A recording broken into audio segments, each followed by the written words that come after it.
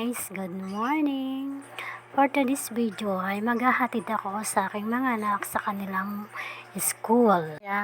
Kaya naman tara guys, samahan nyo akong maghatid sa kanila.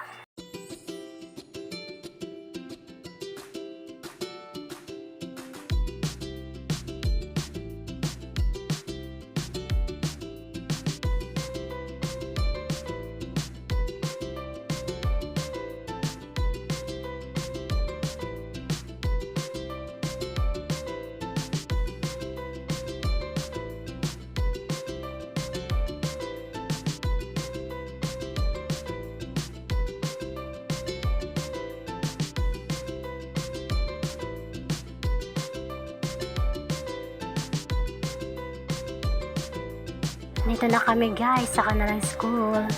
Dito pala ang anak ko papasok sa gate na to. Ang aking student na grade 5, si Ate Mika. Diyan siya dumadaan kapag papasok siya sa kanilang room.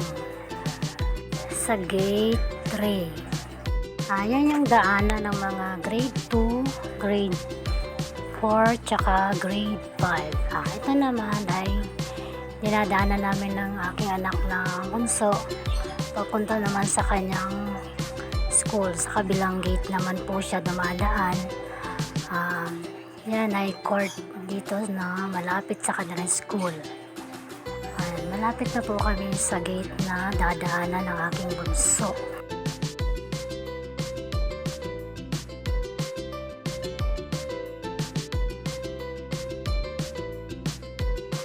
Ito na yung gate na papasokan ng aking anak na bunso. Dito siya pumapasok araw-araw. At kapag lalabas naman ay dun sa kabilang gate, sa gate 1. Yan. Yung room niya ay nasa 3rd floor. Lamang guys, maraming salamat sa panonood. See you in next video. Thank you again.